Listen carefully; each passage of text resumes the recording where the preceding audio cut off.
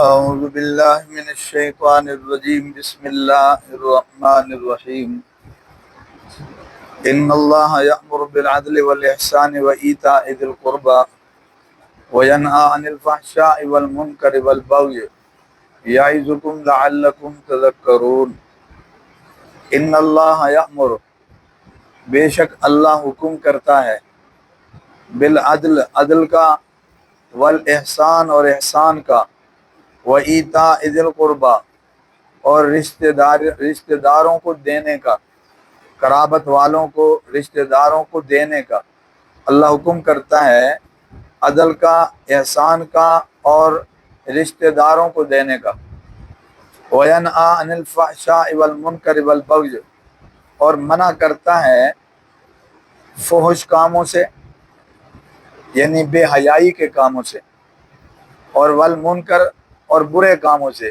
برے کام میں اور بے حیائی کے کام میں فرق ہوتا ہے، یعنی بہت زیادہ برا جو اعلانیہ، اس کو فحش کہتے ہیں، یا جس کو معاشرہ بہت برا سمجھتا ہے۔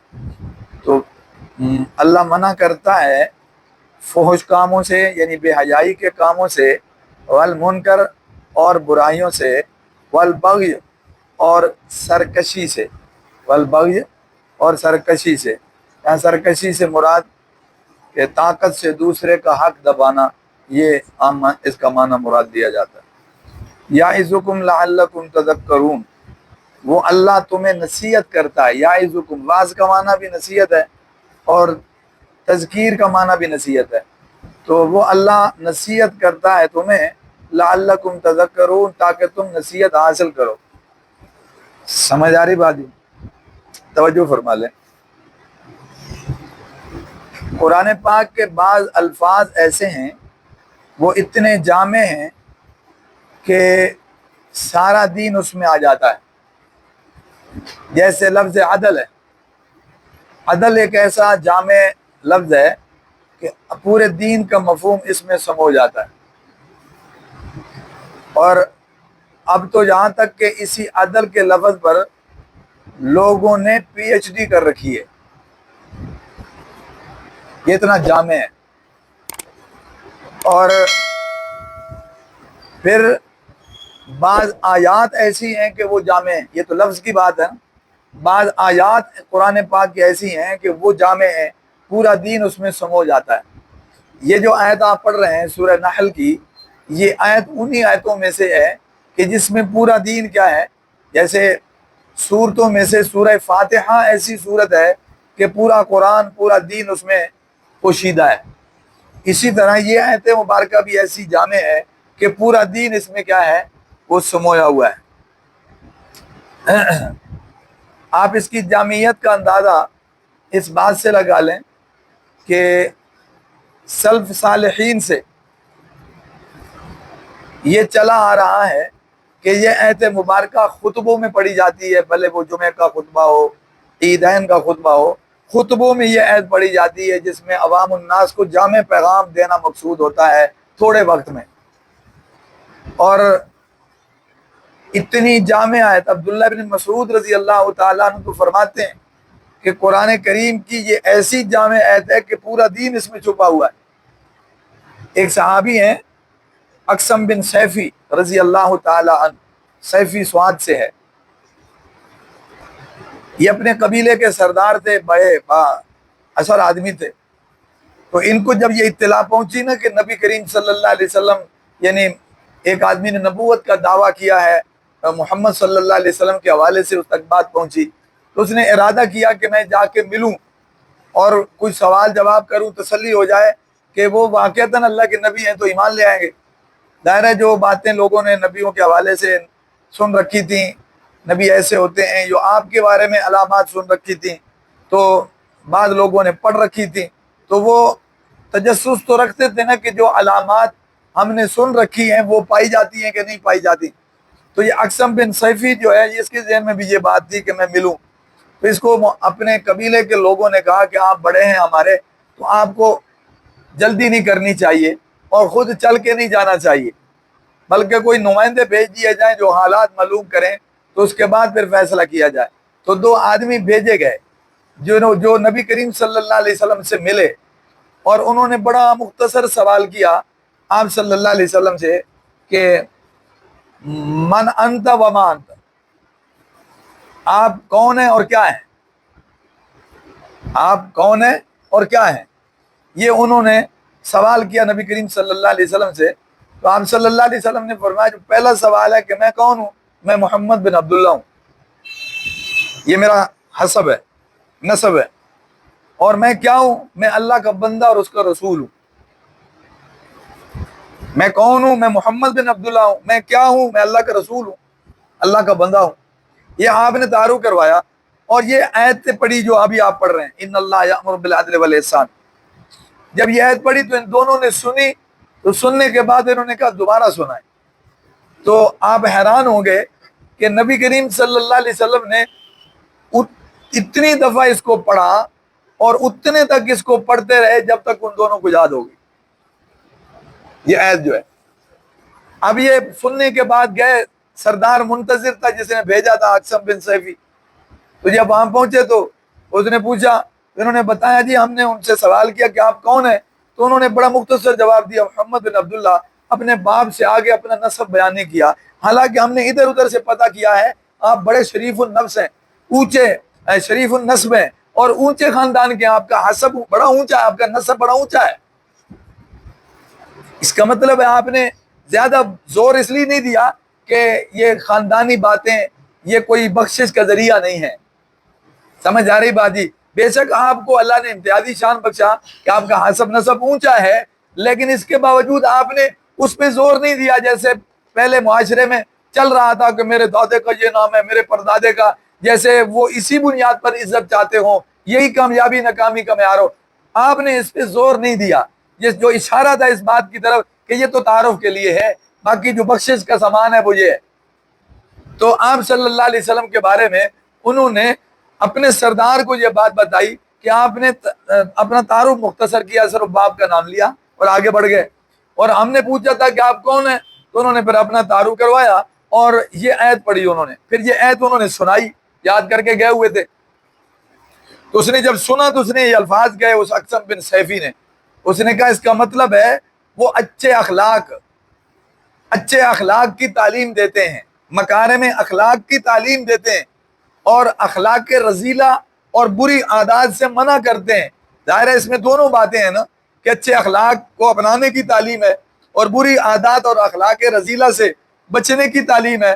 تو اس نے کہا یہ تو بہت اچھی تعلیم ہے، لہذا تمہیں ان کو ماننے میں اور ان پر ایمان لانے میں دیر نہیں کرنی چاہیے کہ کوئی تم سے پہل نہ کر جائے، یہ اتنا اچھا کام ہے.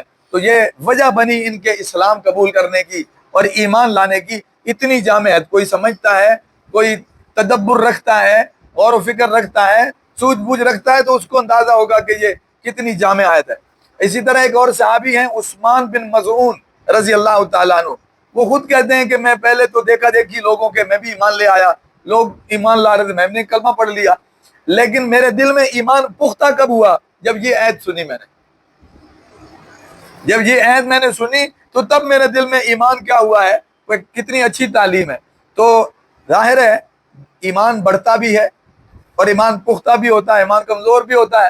تو اس بنیاد پر جیسے ہم لوگ ہیں مسلمانوں کے گھر میں پیدا ہوئے ہیں تو کلمہ تو ہمیں مل گیا ہے، لیکن ظاہر ہے کلمہ راسخ تب ہوگا، ایمان راسخ تب ہوگا جب ہم اپنی بصیرت اور بصارت کے ساتھ اسے کیا کریں گے، قبول کریں گے. تو ظاہر ہے پھر کئی باتیں ہمارے ذہن میں ہمارے سامنے آئیں گی. کبھی ہم کہیں گے اللہ کی کتاب کی وجہ سے ہمارا ایمان پختہ، کبھی نبی علیہ السلام کے معجزات کی وجہ سے ایمان پختہ، کبھی آپ کی بتائی ہوئی پیش گوئیوں کی وجہ سے ہمارا ایمان کیا ہے، پختہ. تو پختہ اور کئی وجوہات سے کیا ہے، ہوتا جائے گا. تو یہاں بھی ایسے ہوا.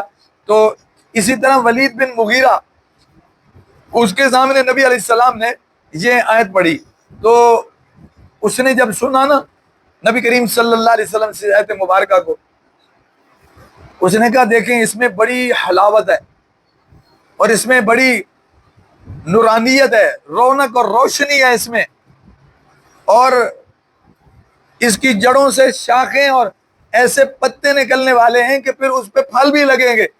یعنی ایسی بنیادی تعلیم ہے، یہ کسی انسان کا کلام ہو ہی نہیں سکتا. یہ اس کے الفاظ ہیں کہ یہ کسی انسان کا کلام ہو ہی نہیں سکتا. یہ اس ایک آیت کو سن کر یہ تبصرے ہیں. سمجھ آ رہی بات کی؟ یہ گفتگو ہے اور اس ایک آیت کے یہ تاثرات ہیں، اثرات ہیں. اس لیے بہت جامع آیت مبارکہ ہے، خطبوں میں یہ پڑھی جاتی ہے. تو اس بنیاد پر اس کو ذرا سمجھنا ضروری ہے. ان اللہ یأمر بالعدل والاحسان وایتاء ذی القربی، یہ تین باتیں ہیں اور تین باتیں اگلی ہیں. جو پہلی تین باتیں ہیں ان کو اپنانے کی تعلیم ہے اور اگلی تین باتیں ہیں ان سے رکنے کی تعلیم ہے. یعنی مثبت تعلیم بھی ہے، منفی تعلیم بھی ہے. اچھے اخلاق اپنانے کی تعلیم ہے اور بری عادات اور اخلاق سے بچنے کی کیا ہے؟ تعلیم ہے. تو آج کے سبق میں پہلی تین باتیں ذہن نشین کر لیں، پھر اگلے حصے میں اگلی تین باتوں کو سامنے رکھ لیں گے. تو سب سے پہلی بات جس کا حکم دیا گیا ہے وہ ہے عدل. عدل عدل کیا ہے؟ عربی زبان کا لفظ ہے اور گرامر کی روح سے اس کا معنی ہوتا ہے برابر، برابر سرابر. لیکن اس کو اچھی طرح ذہن نشین فرما لیجئے کہ اس کا یہ تو لغت کے اعتبار سے معنی ہے برابر، تو شرعی طور پر اس کا مفہوم یہ ہے کہ حقدار کو اس کا حق دیا جائے. یہ عدل کہلاتا ہے. اس لیے کہ یہ معنی بالکل فٹ بیٹھتا ہے ہر جگہ پر. ورنہ آپ دیکھتے ہیں نا کہ وراثت بچی کا بھی حق ہے، بچے کا بھی حق ہے. شریعت کیا کہتی ہے کہ بچی کو بھی اس کا حق دو، یہ عدل ہے، اور بچے کو بھی اس کا حق دو، یہ کیا ہے؟ عدل ہے. لیکن دونوں کا حصہ برابر ہے. بچی کا آدھا اور بچے کا تو فرق ہے نا، دونوں میں آدھے اور پورے کا فرق ہے. تو عدل کا معنی برابر، تو گویا یہاں عدل کا معنی برابر. ہاں اس معنی میں یہ برابر ہو سکتا ہے کہ بھائی دونوں کا حق برابر ہے. کتنا ہے یہ مسئلہ نہیں، یہ تو ڈیٹیل بتائے گی نا، آگے وضاحت آئے گی. ہاں حقدار ہونے میں سب برابر ہے. تو عدل کا معنی برابر اس معنی میں تو ٹھیک بیٹھتا ہے کہ سب کے حقوق برابر ہیں جی، یعنی وہ حقدار ہونے میں برابر ہیں. ایک مرد کیا، ایک عورت کیا، ایک بیوی کیا، ایک شوہر کیا، ماں کیا، ایک باپ کیا، بیٹی کیا، بیٹا کیا، سب برابر ہیں. حتیٰ کہ آقا کیا اور غلام کیا، اور حکمران کیا اور رعایا کیا، چھوٹا کیا اور بڑا کیا. سمجھ آ رہی بات جی؟ ماں باپ کیا اور اولاد کیا، حق تو سب کے ہیں نا، تھوڑے ہیں کہ زیادہ ہیں. اللہ نے جتنے بھی رکھے ہیں حقدار ہونے میں سب کیا ہے؟ برابر ہیں. تو یہی عدل کا مفہوم ٹھہرے گا. اور اسی طرح جانوروں کے بھی اللہ نے کیا بنائے ہیں؟ حقوق بنائے. تو ہر ایک کے حقوق ہیں، تو حقدار ہونے میں سب کیا ہے؟ برابر ہیں. لیکن حق برابر نہیں ہے سب کے کہ اس کا کتنا ہے. تو وہ معنی عدل کا کیا ہے؟ حقدار کو اس کا حق ملنا چاہیے، جتنا بھی شریعت نے اس کا مقرر کیا ہے، تو یہ عدل کہلائے گا. اب غلام کے حقوق ہی آدھے ہوتے ہیں، باندی کے حقوق ہی آدھے ہوتے ہیں، آزاد عورت کی نسبت باندی کے حقوق آدھے ہوتے ہیں. سمجھ آ رہی بات ہی؟ اسی طرح مرد کی نسبت عورت کا وراثت میں حصہ کیا ہے؟ وہ بیٹی کا حصہ تھوڑا ہے. تو عدل کا معنی برابری گرامر کی روح سے اور ویسے شرع کی روح سے اس کا مفہوم ہے کہ حقدار کو اس کا حق ملے. اب یہ آگے مزید اس میں وسعت ہے کہ عدل کہاں کہاں ہے. عدل کا مطلب خالق اور مخلوق کے درمیان عدل. اللہ کا حق ہے اس کو سجدہ کیا جائے، اس کی عبادت کی جائے. بندے کا بھی اللہ نے حق بنایا ہے، یہ معافی مانگے تو اللہ فرماتے ہیں میں اسے کیا کر دوں؟ معاف کر دوں. تو بندے اور اللہ کے درمیان بھی کیا ہو؟ عدل ہو. اللہ کا حق بندوں کو نہ تقسیم کیا جائے. سمجھ آ رہی بات جی؟ اور اسی طرح بندوں کے درمیان بھی کیا ہونا چاہیے؟ عدل ہونا چاہیے. جیسے میں نے عرض کیا میاں بیوی کا معاملہ ہو، ماں باپ کا اور اولاد کا معاملہ ہو، تو بندوں کے درمیان بھی کیا ہو؟ جو جس کا حق بنتا ہے اس کو ملنا چاہیے. اور اسی طرح معاملات میں بھی کیا ہونا چاہیے؟ عدل ہونا چاہیے کہ لین دین کے جو معاملات ہیں وہ بھی کیا ہوں؟ انصاف پر مبنی ہوں. تو یہ عدل کا مفہوم. اسی طرح انسان اور تمام مخلوقات کے درمیان بھی کیا ہونا چاہیے؟ عدل ہونا چاہیے. اس میں حیوانات، درند پرند چرند سبھی کیا ہے؟ آ جاتے ہیں. تو عدل کا مفہوم اتنا وسیع ہے کہ جب آپ یہ بات کرتے ہیں کہ حقدار کو اس کا حق ملنا چاہیے، تو اس کا مطلب ہے اللہ کا جو حق ہے اس کو ملنا چاہیے، بندے کا جو حق ہے اس کو ملنا چاہیے. سمجھ آ رہی بات جی؟ اور اسی طرح حیوانات کا جو حق ہے ان کو ملنا چاہیے. تو خود بخود پورا دین کیا ہے؟ زندہ ہو جاتا ہے. اسی مفہوم سے یہ اتنا جامع لفظ ہے. ٹھیک ہے؟ اچھا آگے آ گیا جی احسان.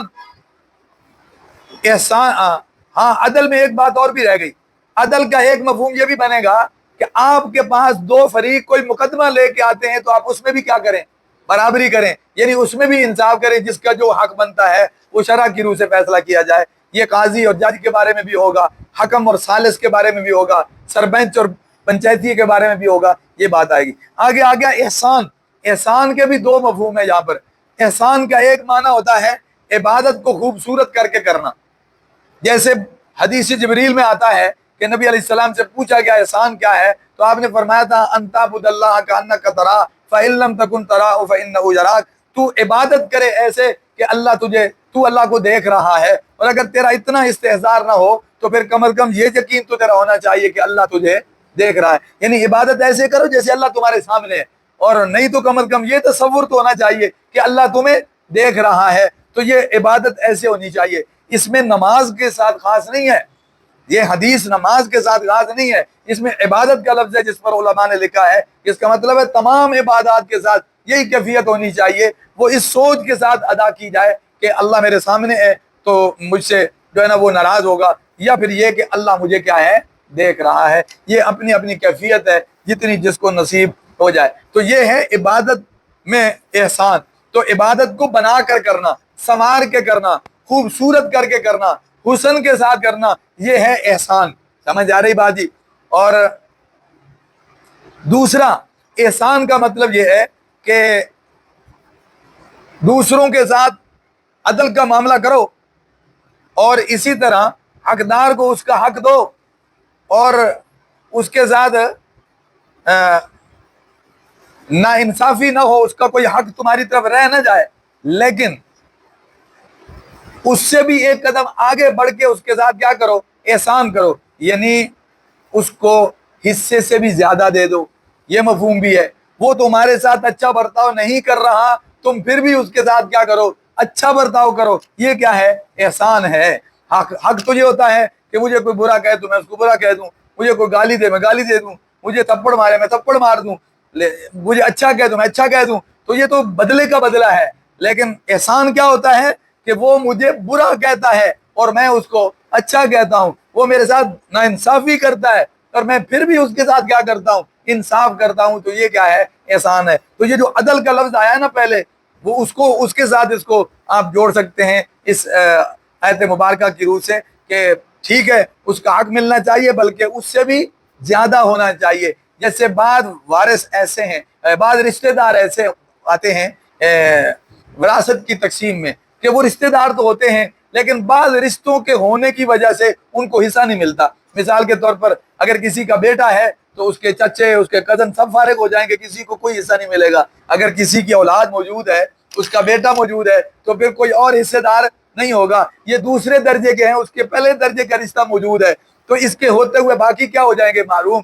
اسی طرح ایک اولاد، بیٹی یا بیٹا کسی باپ کی زندگی میں فوت ہو گئے، اب آگے اس کی بھی اولاد موجود ہو تو شرعی طور پر تو اب ان کا کوئی حصہ نہیں ہے، کیونکہ وہ وراثت بننے سے بھی پہلے فوت ہو گئے۔ باپ بعد میں فوت ہوا ہے، بیٹا پہلے فوت ہوا ہے، تو اب وہ جو بیٹا باپ سے پہلے فوت ہوا ہے اس کی اولاد وارث نہیں بنے گی۔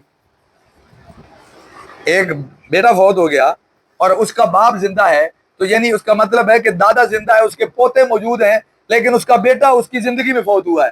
اب پوتوں کو وراثت نہیں ملے گی، کیونکہ ان پوتوں کا جو باپ ہے وہ اس اپنے باپ کی زندگی میں فوت ہوا ہے، تو ابھی تو باپ سے وراثت آگے پوتوں کی طرف آئی نہیں تھی کہ بیٹا فوت ہوا ہے۔ جب ان پوتوں کا باپ جو ہے وہ وارث نہیں بنا تو پوتے کیسے وارث بنیں گے؟ وہ اس وقت فوت ہوا تھا کہ جب ابھی ان کا باپ بھی وارث، یعنی وہ فوت ہونے والا خود وارث نہیں بنا، تو پھر اس کی اولاد کو وراثت نہیں ملے گی۔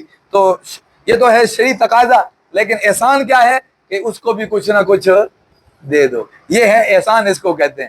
تو یعنی حصہ بنتا نہیں ہے، حق بنتا نہیں ہے، اور کچھ اور بنتا ہے، لیکن اس کے ساتھ پھر بھی کیا کرو؟ بھلائی کرو۔ تو یہ ہے جی احسان۔ تمہارے ساتھ کوئی دیکھو، والدین کے بارے میں آپ قرآن میں پڑھیں گے تو اللہ نے کیا فرمایا؟ احسان کرو۔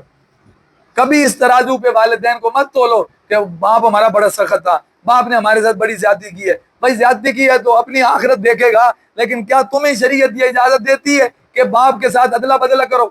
کیا تمہیں شریعت یہ اجازت دیتی ہے کہ باپ نے برا کیا تو تم بھی برا کرو تو تم بچ جاؤ گے؟ نہیں، سوال ہی پیدا نہیں ہوتا۔ اس سے اپنے فعل کے بارے میں سوال ہوگا، تم سے اپنے فعل کے بارے میں۔ نتیجہ کیا نکلے گا؟ باپ نے ظلم کیا اولاد پر، باپ پکڑا جائے گا کل قیامت کے دن، اولاد نے ظلم کیا، باپ کے ساتھ اولاد بھی پکڑی جائے گی، تو پھر فائدہ کیا ہوا؟ دونوں پکڑے گئے۔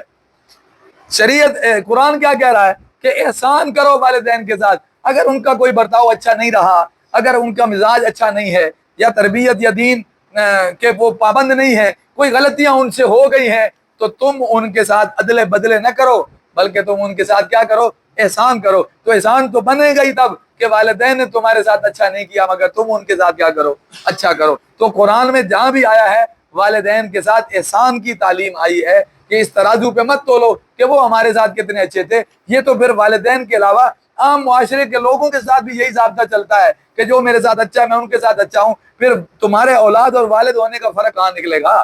پھر اس کی کیا اہمیت ٹھہری؟ تو یہ تو عام بندوں کے ساتھ بھی معاملہ چلتا ہے، جو میرے ساتھ اچھا ہے میں اس کے ساتھ اچھا ہوں۔ تو فرمایا نہیں، یہ والدین ہیں، ان کا ایک منصب ہے، ان کا ایک رشتہ ہے، سمجھ آ رہی بات جی؟ اللہ نے ان کو ایک حیثیت دی ہے، اس کا لحاظ ہے، لہذا تم پر لازم ہے تم ان کو اپنے والدین سمجھ کر درگزر سے کام لو، بلکہ ان کے ساتھ اچھا معاملہ کرو۔ یہ ہے جی احسان۔ وَإِيتَاءِ ذِي الْقُرْبَىٰ، اور رشتہ داروں کو دو۔ یہ جو عدل آیا ہے اس میں بھی تو یہ آ جاتا ہے، جب عدل کریں گے تو رشتہ داروں کا حق بھی تو بیچ میں آتا ہے، لیکن اس کو علیحدہ سے ذکر کر دیا تاکہ پتہ چلے زیادہ کوتاہی یہیں پہ ہوتی ہے رشتہ داروں کے حوالے سے، کہ ایک دوسرے کا لحاظ نہیں کیا جاتا، پاس نہیں کیا جاتا، اور چونکہ حقدار بھی زیادہ رشتہ دار ہوں گے، اب وراثت میں کوئی حصہ دار ہوگا تو رشتہ داروں میں سے ہی ہوگا نا، بیگانوں میں سے تو نہیں ہوگا، تو حق حقوق دوسروں کی نسبت رشتہ داروں کے زیادہ ہیں۔ اگر ایک آدمی دو آدمی اگر محتاج ہیں، ان میں ایک رشتہ دار ہے تو رشتہ دار کا حق پہلے ہوگا، وہ دونوں محتاج ہیں مگر یہ رشتہ دار بھی ہے،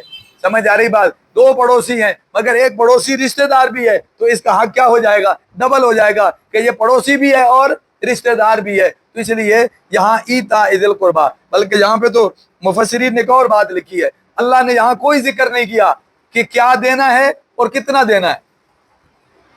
آپ دیکھ لیں الفاظ قرآن کے، دیکھیں کہ اللہ حکم کرتا ہے عدل کا، احسان کا، اور رشتہ داروں کو دینے کا، کہ کیا دینا ہے اور کتنا دینا ہے۔ تو یہ چھوڑ دیا اس سائل کی ضرورت پر، اس کی جو ضرورت ہے وہ دینا ہے، اس کو جس کی ضرورت ہے وہ دینا ہے۔ ہر آدمی کی محتاجی الگ ہوگی، ہر ایک کی ایک محتاجی تو نہیں۔ ایک آدمی کہے گا میرے رہنے کا مکان نہیں ہے، اور دوسرا کہے گا مکان ہے پانی نہیں ہے، تیسرا کہے گا پانی ہے کھانا نہیں ہے، چوتھا کہے گا میرے کپڑے نہیں ہیں پہننے کے لیے، پانچواں کہے گا کہ میرے جناب علاج معالجے کا کوئی نظام نہیں ہے۔ تو ہر ایک کی ضرورت کیا ہے؟ مختلف ہے، لہذا یہ اسی پہ چھوڑا ہے کہ ہر کام پیسے سے نہیں ہوتا، ہر ضرورت پیسے سے پوری نہیں ہوتی، تو اس لیے ایتاء ذی القربیٰ پہ جہاں عام چھوڑ دیا کہ جو ان کی ضرورت ہے وہ پوری کرنا ہی یہ کیا ہے؟ یہ اللہ کے حکم پر عمل کرنا ہے۔ تو تین باتیں آ گئیں، اللہ حکم کرتا ہے تمہیں عدل کا، احسان کا، وَإِيتَاءِ ذِي الْقُرْبَىٰ، اور رشتہ داروں کو دینے کا۔ اللہ سمجھ نصیب کرے، اللہ عمل کی توفیق عطا فرمائے۔